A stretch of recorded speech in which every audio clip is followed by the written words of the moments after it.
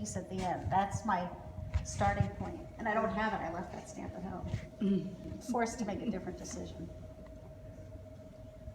One of the things I was saying to folks this morning is that you have to experiment and play and not always be afraid of failure.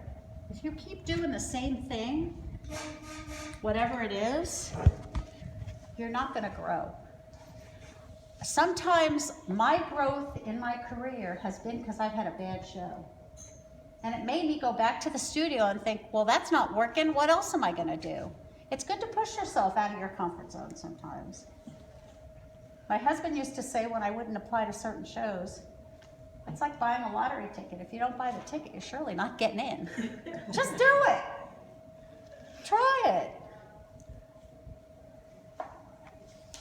So you see that I'm not doing any slipping really. It's just a little bit of water and I'm really pressing it down. And somebody asked a question earlier in the earlier group about pieces popping off. It does happen, rarely, but it does happen. The main thing with any of this kind of stuff working in this way is to bisque slowly and to leave the lid of your kiln open for a while so you get all that excess moisture out. That candlestick that's down there, the base of it is solid, and it has to be, if anybody's ever really going to use that for a tall taper candle, you need that base to be pretty heavy so that it doesn't fall over when the candle's in there. But you'll see that one has a crack in it.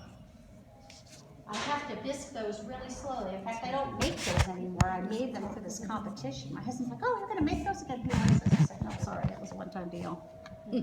That was from another time in my life. He should have bought one. That's okay. What's that? He should have bought one. Oh, he's very supportive of my work.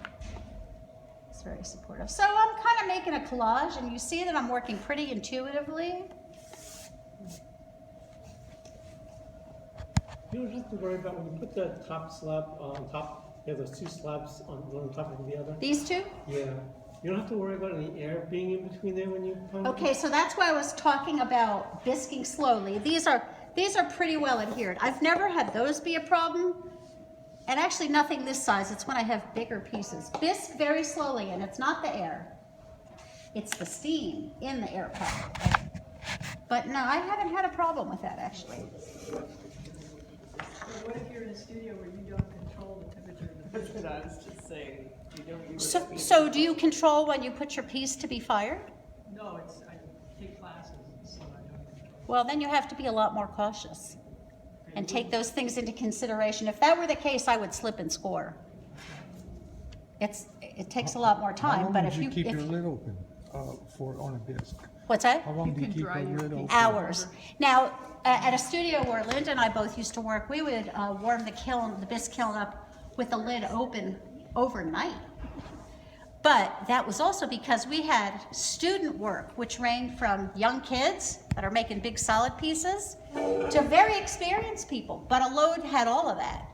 So not only did you not want the kids' piece to blow up, but you didn't want the kids' piece to blow up and hurt somebody else's work.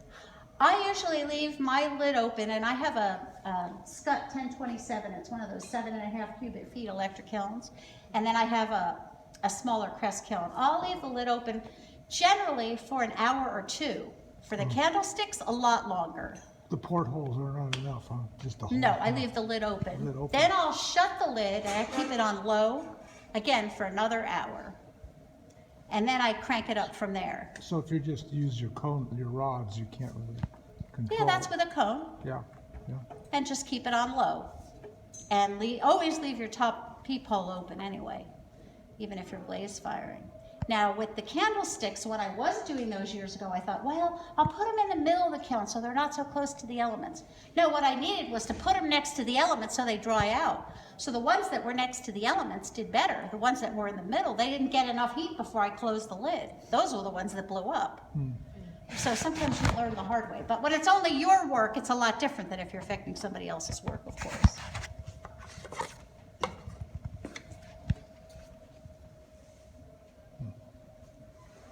Drape this on here. So I have two bodies of work. I have all that colored work there is porcelain, plates, cups, bowls, vases, all kinds of colors. And then I have the textured work with the copper carbonate. And somebody said to me earlier, they asked this question, well, what do you like doing? And I said, I'm a Gemini, I like variety.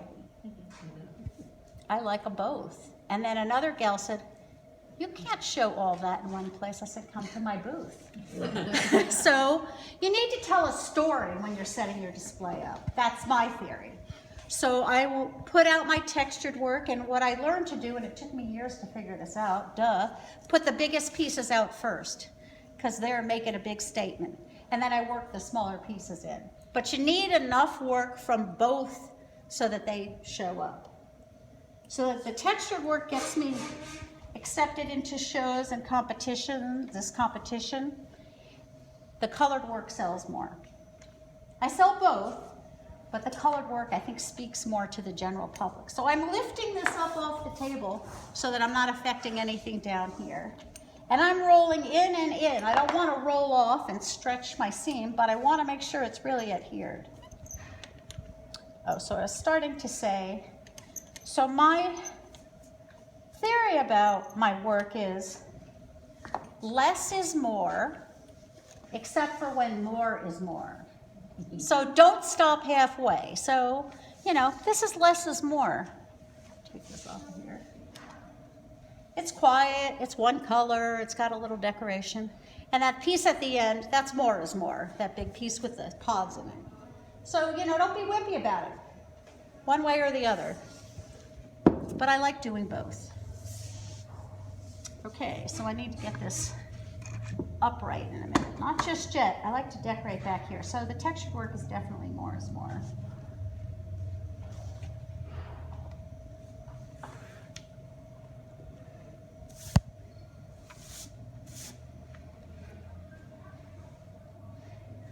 You have a lot of decisions to make along the way. I try not to labor over them.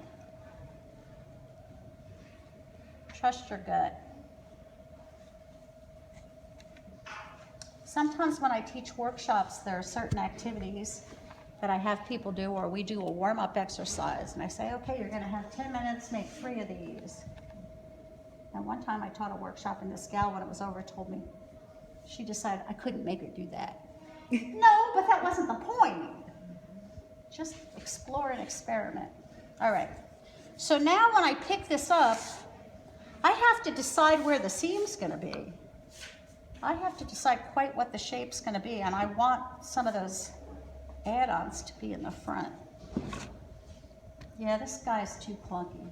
I wish, I don't like the proportion on this very much. So then I'll decorate in here. There was a time years ago where I had left my booth and my husband was minding my booth, and I came back and he was talking to a customer, and he said, yeah, the thing with these pieces is you have to keep looking and turn them around. They keep revealing more things to you. And I thought, wow, I never thought of it that way. Better somebody else should say that. Same thing with this second guy.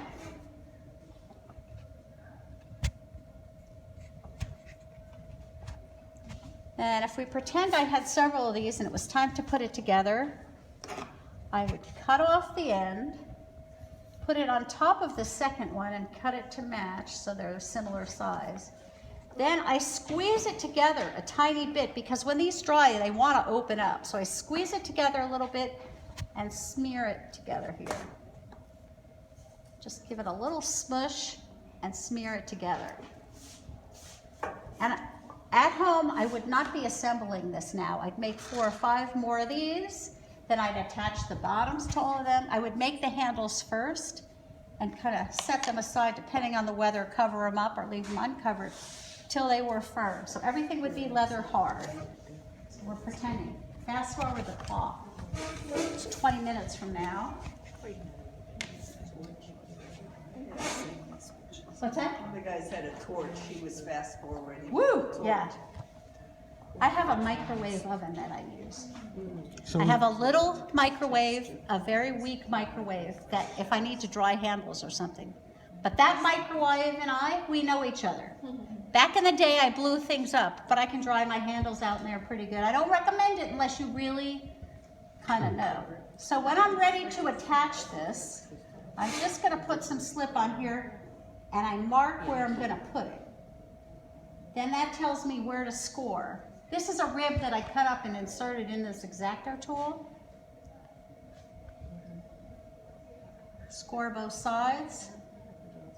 Put on more slip than you need because you don't want air pockets because that's gonna weaken your joint of your handle. And I support it from the inside and wiggle it in. Well, I just see, this is why you don't work with it this soft. I just smush the handle. So I would wait about 15 minutes or so. So this handle and this vase, they're dating. They are not married yet. Their commitment is not strong, right? So you need it to set up so that it's strong enough that when I go in there with a little brush, I'm not going to mess up that joint. But I want to show you something here.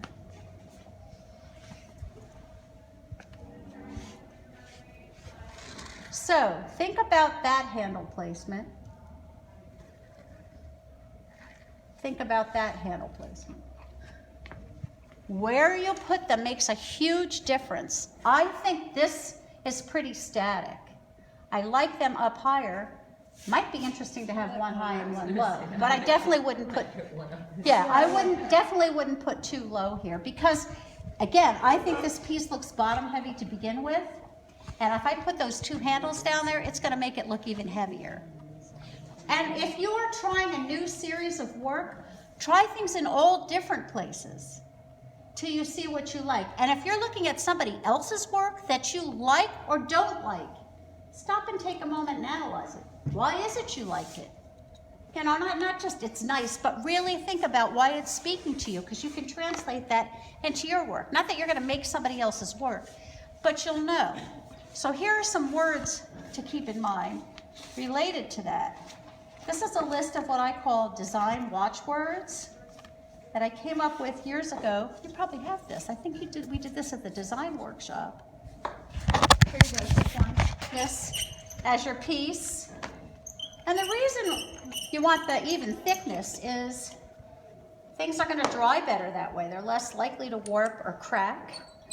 Plus, things have a visual weight to them. If I made the bottom of this like 2 inches thick, and you go to pick that up, it'd be like, what the heck?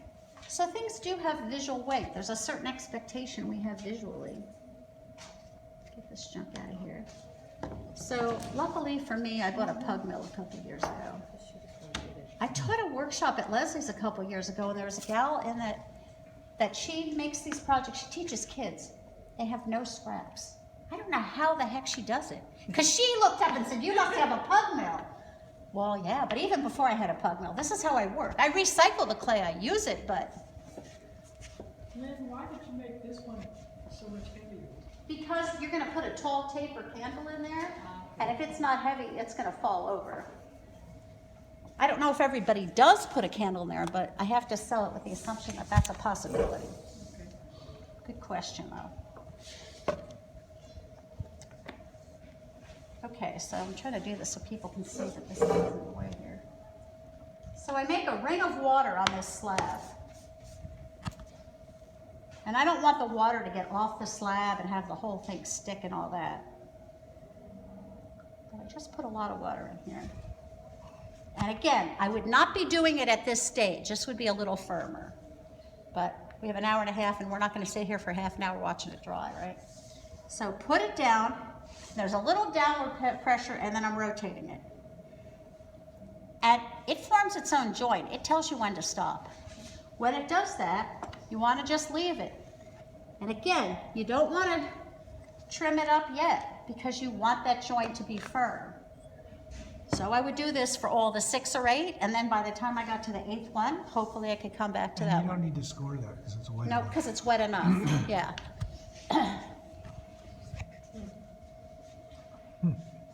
Questions or comments about that? And I So make, it's so interesting. Scott Jennings just takes it immediately and cuts it and. Yeah, it's I'm not such a- Scott Jennings. No, but I no. wanted to go to his demo, but I No, was but- over here And demoing. he's not Lynn Wood. No, but Everybody it's so, has their way. right. He right. doesn't do that in class though. He does what she just did in class. Lets it sit. Oh, okay. but he was doing a demo. Oh, okay. That was good that you knew that. I feel a little better now. So do you put anything around the bottom or just to marry it together? Oh, these are good questions. You don't have a name tag, so I can't call your name. Osa. What's that? Osa. Oh, you're Osa. Gary, okay. Yeah, one time I was giving a workshop, I asked people to put on name tags so I wouldn't have to call the person, hey you, and this one guy wrote, hey you on his name tag. Okay, all right, funny, so I had to call him hey you all day. So Gary was asking if I put anything on the bottom. When that gets dry, when I cut it from the excess from there, and I do that on the banding wheel, then I turn it upside down, I smooth this a little bit with my finger, because you don't want it sharp sitting on the table, and I'll take my thumb around here, just to clean it up and to erase the seam. He's asking good questions. And then do you make the bottom? You can one pooch the bottom up a little bit, because if anything, your bottom will round. Sometimes I forget that. It Yeah. seems like it's okay, but when I remember, I do push it in a So, little bit. so do you cut straight down I or at did an that angle? here. I can feel that I did Yeah. that At here. an angle when you cut or straight I down? cut straight down. Straight down. You can cut it in at a bevel. It depends on what you're after. How long should it sit like this? Depends on the weather. Now I have a little issue here. There's a little gap right here. I can see it, even though I tried to have an even slab, and that will happen from time to time. Here's how you cure that. But you're saying you were doing all this at the leather hard stage, Not leather hard, but firmer. just for, There's still some flexibility. If it was truly leather hard, I definitely would have to slip and score it. These are added at that stage, the leather hard. But the base before that. I have made these vases, ooh, this is a scary thought. Let's go there for 16, over 25 years. Yeah. Long before the texture mats, any of that. So details matter. These little birds are details. These are made out of the porcelain, and they are pretty thin because I want people really to be able to use them. And these, in a way, were an outgrowth of using the oxides, but this is using underglazes, true underglazes, not underglazes that flux, that like Duncan Concepts, they call them underglazes. They're not, they're glazes. So these get bisqued 2 times. So I make them, after I cut them out, each one is stamped individually. So these 2 guys are the same basic form, but really people are getting one of a kind, and it's not just the color. We pass this around, you'll see the weird funky things that I use as stamps to create extra individual text. okay, and then you added this little red and The little bit of glaze, a little bit of shine, and then cone 5. So you can Yeah. do this with anything, though. A vase, What's that? You can do this with anything, a vase or anything else. Yeah, I've done some vases that way actually. And so it developed, it started with, I don't have any here with me, but it started with chickens. I made chicken ornaments. And the legs on the chicken ornaments, and I still make those. I ran out at Christmas time, I don't even have one left. Are some clay bags come tied with that copper wire. I clip that in half, and that becomes the legs. And before I did the chickens, I did snowmen, and those were the arms and the mittens on the snowmen. I have a very strange brain. What can I base? These handles from this morning might be perfect. Might be a little dry.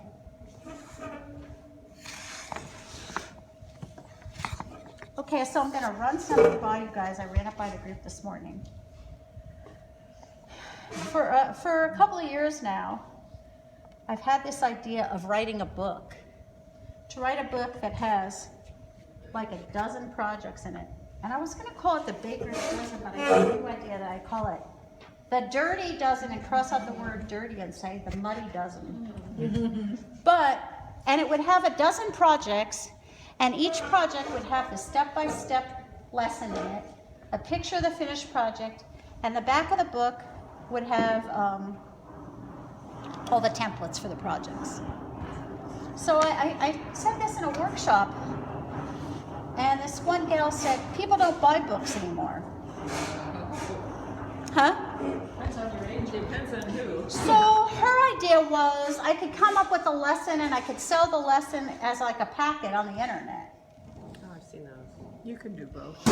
And that's what somebody this morning said. And then this gal this morning said that you could do printing on demand. Like you don't have to print that many at once. So that's something to look Yeah. into.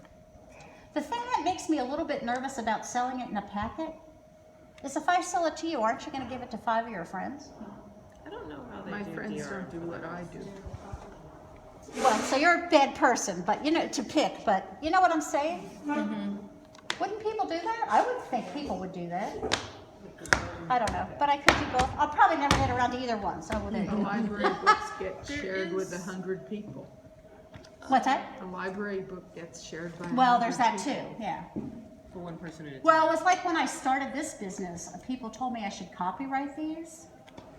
But it turns out with the copyright laws, here's what the copyright laws do. You, if you took one of my designs and you changed it 10%, it's off copyright. It just has to be changed 10%. And then I'd have to copyright each design. So I said, oh, forget it. If anybody copies me, I'll just make another design. And it's never been a problem. But you know, when you start out, you get a little nervous.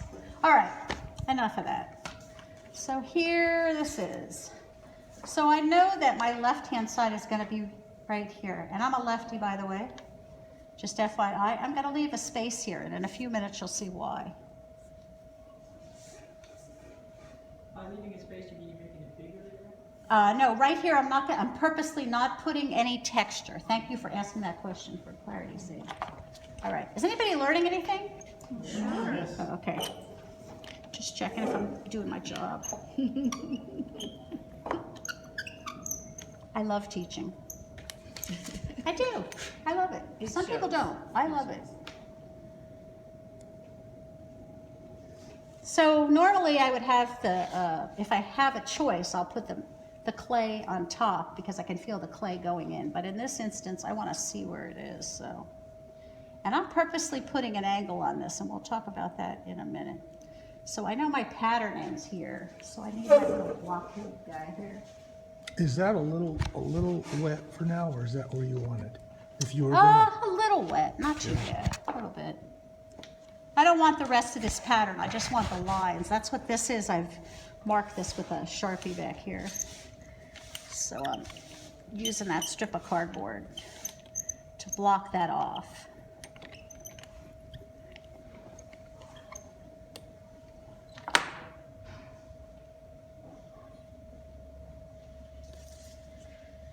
Okay, maybe I'll put a little, I can't decide. Forget it. Yeah, because that's the other thing. All right. So I'm a lefty, so on the left-hand end, I'm gonna go in. If you're a righty, you would go in at the right-hand side. So I cut this on about a 45-degree angle, though I've never actually measured it. Yeah, a little soft. And then I used to go out at the other end, but I found when I overlapped and I put mine together, it was too thin because I'm gonna roll it. So I just cut straight at this end. I need a little bulk here. Then it's straight across the top. But now how about the shrinkage business? Isn't it gonna make the whole thing smaller? Yeah, it shrinks. Yeah. Where's the white cup? It's here. There you go. It shrinks. Oh, wow. Pretty interesting, isn't it? What I used to tell the teens when I taught the teen class, and they tell me, oh, I'm looking for that big bowl. Well, yeah. Anyway, while it's shrinking in the kiln, it's growing our mind. I made that big thing last week. And it gets bigger the more you think about it. Anytime it comes out this. Yeah, well, how big was it? Okay, so straight, and then out, straight. I hate cutting the bottoms of these, but it's all part of me. How could you do this without making any scraps? What kind of projects can you do? I don't get it. That's the great thing about clay. It's recyclable. Repurpose the bottom as applique? All of this. It'd be a really big cup at that point. Hey, when I bought my pug mill, I called it my new best friend. Before that, I had a helper, and he used to do all the wedging for me. And right about the time when my hips were unfortunately going south on me, he couldn't work for me anymore. I was like, I gotta do something. And I love my pug mill. Okay, so right in here, if you don't do this next step, that is a detail, you're gonna get cracking.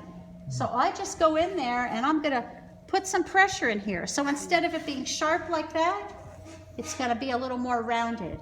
That tells the clay molecules to go around the corner. Can you just use a pencil? A pencil, a dowel. Hey, a pencil's good for a lot of things. And then you glue one of these on the end, and it's like a clay tool. And what do these cost? $1 for like for about 100 of them seams? when Target has them on sale before school starts. So would you go into a seam? And I Yeah, yeah. Okay, but I want a little bit more going on here, so. I like putting angles on these because there's a certain kind of an angle wet, but I want to have it stay attached. And then here comes that part that I left empty. This inner edge is going to meet this edge here. That's the goal. I tack it down. Then I hold this up in the air just like I did with that other form so that I'm not disturbing under here. And I'm not rolling all the way off because I'm going to stretch my clay out. I roll up, I roll down. And now I'm not messing up any texture because I purposely left this area blank. If it had texture here, it would kind of mess that up, and then I can go back in with this again, and it all kind of relates. Oh my gosh. I wish I had brought the picture with me that influenced this design, but I didn't bring that. Okay, so now it's time to get this guy put together. So again, a little water. Now, do you all know what I mean when I say compress the clay? Mm-hmm. So when we're taught to throw, we're taught a lot to compress at the bottom of a bowl, especially so that it doesn't crack. Well, I didn't always do that on this, but there's a compression step here. And just like compressing on the wheel, it's not visual. You can't see anything, but it's important. So when I'm gonna attach this, before I bend this, I compress here. And what that looks like is I'm squeezing in and down a little bit. It gives that clay a little strength so that when I bend it over, it doesn't crack. Before I did that step, a lot of times I get cracking here. And somebody this earlier said, so what if you still get cracking? Well, is your clay too hard? Is your clay too thin? Have you chosen a clay that's too hard to work with? And maybe it's time to look for other clay bodies. Those are things I would consider. All right, so this is what you get initially. And I mess around with it a little bit. When it sets up a bit, ooh, Martha Stewart, look at that. Ta-da! I'm always so jealous of her. She has the person bring out the perfect piece. Then I go back and I don't have my Sureform shaver with me. You know those rasp tools? Or you can use a tool like this. And I shave this flat. Because here you have an edge and you need something to join this to. Longer than you need it, and then get it to dry in a curve. And it doesn't have to be the exact curve that you're gonna have, but when you dry it in a curve, you know, clay has that memory. It knows it wants to be in a curve. So you can do it like that, or you can take that handy dandy fancy pencil tool. Oh, let me flatten this first. It doesn't have to be flat, but that's what I'm doing. And I'm gonna put an indentation down the middle here.